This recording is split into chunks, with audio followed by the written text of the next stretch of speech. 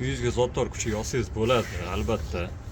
Olganingizdan keyin kuchuk bolalarimizni uyingizga olib boring-da, tandiri tagiga bog'lab, pressip bilan bog'lab, kuniga 2 dona buxonkani tashab qo'ysangiz katta bo'lib ketadi.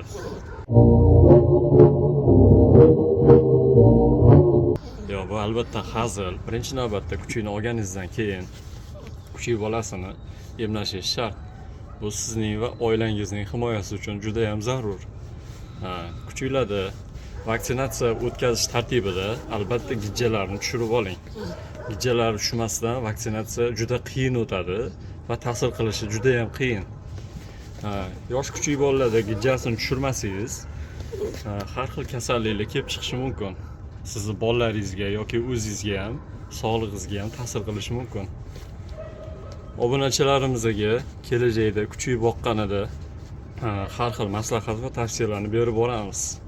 Bizga obuna bo'ling, repost qiling.